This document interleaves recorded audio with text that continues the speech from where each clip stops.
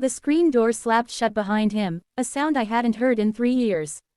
It was the same percussive, slightly broken thwack it had always made, but now it echoed in the stillness of the old farmhouse like a gunshot. I stood frozen at the kitchen sink, a soapy plate dripping suds back into the murky water. My heart wasn't just pounding, it was a frantic, caged thing trying to beat its way out of my chest. "Mom." His voice was deeper, weathered. It carried a new gravelly texture, the kind earned from shouting over machinery or keeping quiet in places where silence meant survival. I turned, forcing a smile onto my face, wiping my hands on my apron. "Jacob." "Oh, honey." He stood in the doorway to the kitchen, his duffel bag slumped at his feet like a dead animal. My Jacob. But he wasn't mine, not entirely, not anymore. The boy who had left for a summer construction job up in Alaska, all lanky limbs and a sunbeam for a smile, was gone. In his place was a man carved from oak and shadow. He was broader, his shoulders straining the fabric of his worn flannel shirt. His face, once so open and trusting, was now a landscape of hard angles and a 3-day stubble. His eyes, the same cornflower blue as his father's, were what held me captive. They didn't sparkle with the familiar mischief or warmth, they were flat, like painted stones, and they didn't quite meet mine. He crossed the room in 3 long strides and wrapped me in a hug. It was stiff, a practiced motion. I could feel the tension coiled in his back, the rigidness of his embrace. He smelled of stale cigarette smoke, cheap coffee, and beneath it all, the faint, metallic scent of cold, clean air. But there was something else, something acrid and foreign clinging to him, a scent I couldn't name but that made the hairs on my arms stand up. "It's so good to have you home," I whispered into his shoulder, the lie tasting like ash in my mouth. He pulled back, his hands on my arms. "You look good, Mom." "The place looks the same." "It is the same," I said, my voice too bright, too brittle.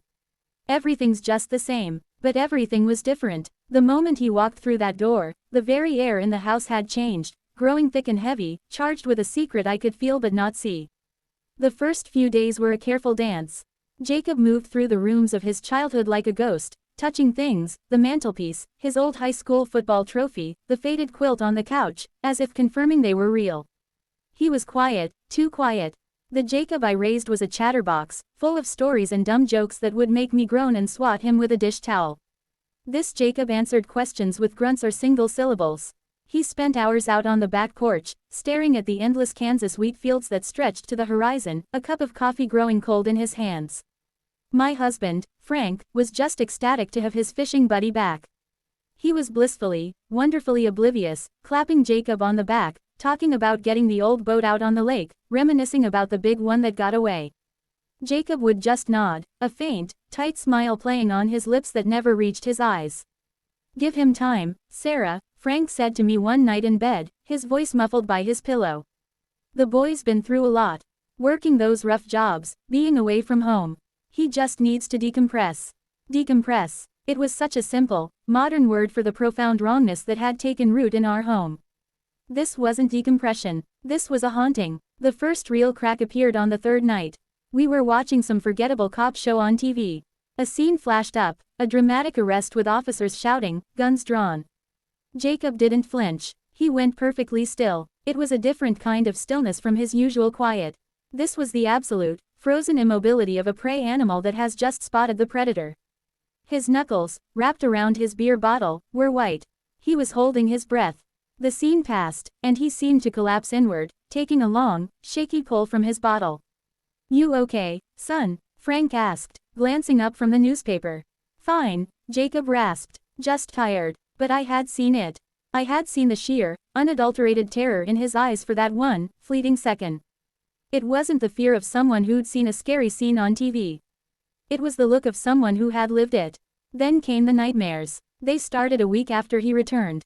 Not the gentle, murmuring dreams of a troubled soul, but raw, guttural sounds that tore through the silent house.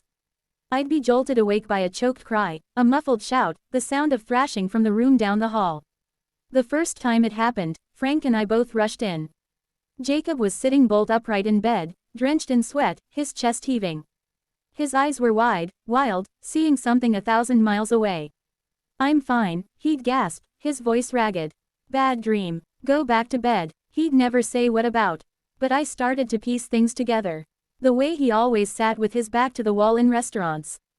How he'd scan a room before entering, his eyes cataloging every exit. The way he'd jump, a full-body flinch, if a car backfired on the street outside. These weren't the habits of a construction worker. These were the hyper-vigilant behaviors of a soldier. A fugitive. A victim. I began my own quiet investigation. It felt like a betrayal, snooping through my own son's things, but the gnawing worry in my gut left me no choice. His duffel bag was mostly empty now, just a few changes of clothes. But tucked into a side pocket, wrapped in an oil-stained rag, I found it. A key. It wasn't a house key or a car key. It was small, brass, and unmarked, the kind that might open a storage locker or a safety deposit box. Where was it from? What did it open? He'd never mentioned having a storage unit. I started paying closer attention to his phone conversations. He'd take calls outside, his voice a low, urgent murmur. I only ever caught fragments. Just lay low, and, they can't know, and once, very clearly, it's not over. One afternoon, I was cleaning his room while he was out with Frank. I told myself I was just being a mother, airing out the room, changing the sheets. But I was searching. Under his mattress, my fingers brushed against something cold and smooth. I pulled it out. It was a burner phone, the cheap, prepaid kind you buy with cash. My blood ran cold. Why did my son need a secret phone? The final piece of the puzzle fell into place on a Tuesday. He'd left his laptop open on the kitchen table while he went to get the mail. A wave of guilt washed over me, so strong it made me dizzy, but I couldn't stop myself. I glanced at the screen. He had a private browser window open, and in the search bar was a single, chilling query: Statute of Limitations, Grand Larceny, Alaska. My legs gave way. I sank into a chair, my hand flying to my mouth. Grand larceny. Theft on a major scale. Alaska. Where he'd been working. It all clicked into place with a horrifying, sickening finality. The secret phone. The key. The whispered calls. The constant, simmering fear. My son hadn't just been working a tough job. He was hiding. He'd done something terrible, and he was waiting for the clock to run out, or for someone to find him. The knowledge was a physical weight on my chest, making it hard to breathe. Every time I looked at him, I didn't just see my son. I saw a criminal, a stranger living under my roof, hiding his dark secret behind the familiar mask of my child's face. The warmth and comfort of our home curdled into something tense and false. My smiles felt like grimaces. My hugs felt like interrogations. Frank remained in his bubble of happy ignorance. "He's coming around, Sarah," he'd say, beaming. "Did you see him laugh at my joke during dinner?" It wasn't a laugh. It was a hollow, empty sound that echoed in the pit of my stomach. The tension built for another week, a slow-burning fuse headed for a powder keg. I couldn't sleep. I couldn't eat. I was watching my son, my own flesh and blood, living a lie in the house he grew up in, and I was his unwilling accomplice. The love I felt for him was now tangled with fear, disappointment, and a crushing sense of failure. Where had I gone wrong? What had I missed? The explosion finally came on a stormy night. The sky had opened up, rain lashing against the windows, wind howling around the eaves.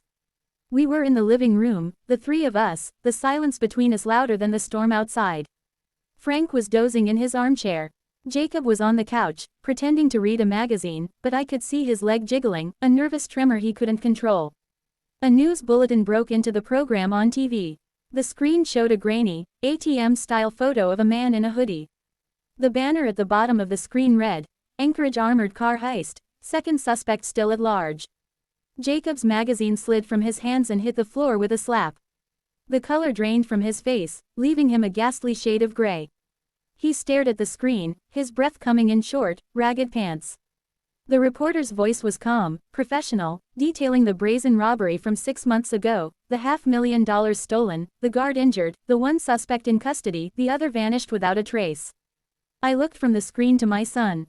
I saw the truth written in the stark terror on his face, in the way his hands clenched into fists, in the sheer, animal panic in his eyes. He wasn't just a kid who'd gotten into trouble.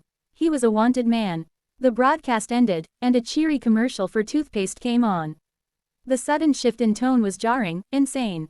The room was silent except for the drumming of the rain and Frank's soft snoring. Jacob slowly, mechanically, bent to pick up his magazine. His hands were shaking so badly he could barely grasp it. I couldn't take it anymore. The pretense, the silence, the weight of his secret was crushing me. "Jacob," I said, my voice quiet but steady, cutting through the static of the storm. He flinched, as if I'd struck him. He didn't look at me. I know, I whispered. Those two words hung in the air between us, sucking all the oxygen out of the room. He went utterly still. For a long moment, the only sound was the rain. Then, he slowly lifted his head. The flat, guarded look in his eyes was gone, replaced by a raw, naked fear. The mask had finally slipped. "What did you say, Mom?" he asked, his voice a thin, strained wire. I said I know, I repeated, my own voice gaining strength. I know about Alaska. I know you're hiding. I found the key. I saw what you were looking up on the computer. Grand larceny, Jacob, an armored car. My God, what did you do? The confession tumbled out of him then, not in a rush, but in a slow, agonizing trickle, as if each word caused him physical pain. He didn't look at me, his gaze fixed on the worn pattern of the rug. His friend from the construction site, a charismatic, fast-talking guy named Leo, had presented a plan. A one-time score, he'd called it. Easy money. No one gets hurt. Jacob, young, dumb, and dazzled by the promise of a future without debt, had agreed. He was just the driver, he swore.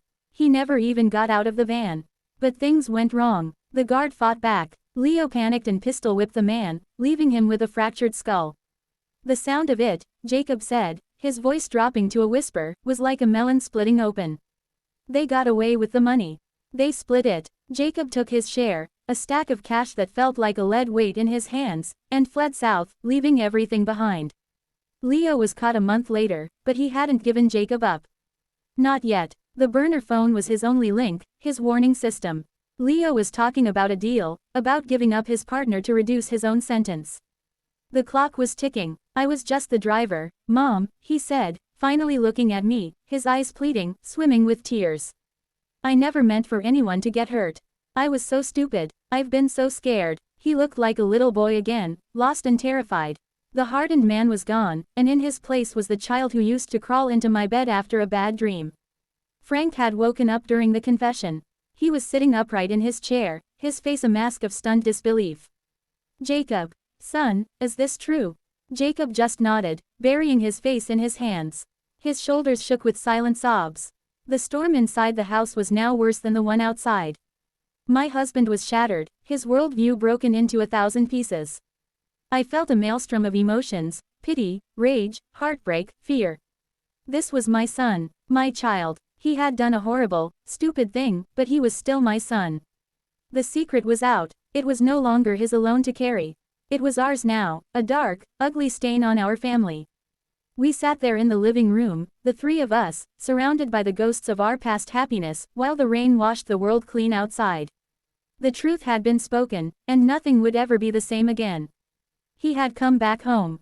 But the boy I'd sent away was gone forever, replaced by a man carrying a darkness he could no longer hide. And I, his mother, was now left with the most impossible question of all: what do we do now? The path ahead was shrouded in shadow, and every choice felt like a step toward a precipice. The house was silent, save for the sound of the rain and the ragged sound of my son's breathing, a broken rhythm in the dark.